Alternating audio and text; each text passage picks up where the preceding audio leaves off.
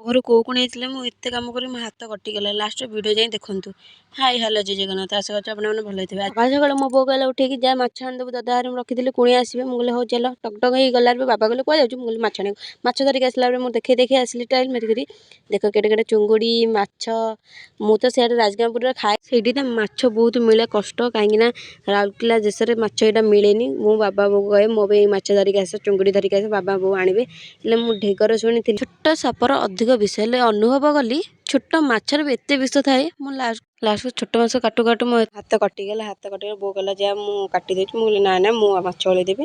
ଆଉ ଛାଡ଼ କୁଣିଆ ପାଇଁ ତ ଏତିକି କରିପାରିବି ମୁଁ। ଭାବୁଥିବେ ନା କୋଉ କୁଣିଆ କଥା କହୁଛି। ନେକ୍ସଟ ବ୍ଲଗ୍ରୁ ମୁଁ ଆପଣମାନଙ୍କୁ ଦେଖେଇବି କୋଉ କୁଣିଆ କଥା କହୁଛି। କୁଣିଆ କଥା ତ ପଚାରିବି ଦେଖ ମୋ ହାତ ଧର କେଡ଼େ ଜୋର କଟିଯାଇଛି ଚାଲ ମେଡ଼ିସିନ ଧରିକି ଆସ। ନାଇଁ ବା ମଜା କରୁଥିଲି।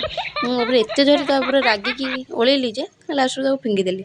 ଏତେ ଜୋରେ ଷ୍ଟାଇଲ୍ ମାରି ଫିଙ୍ଗିଦେଲି। ଏବେ ନେକ୍ସଟ ଭିଡ଼ିଓ ଦେଖିବି। ଟାଟା।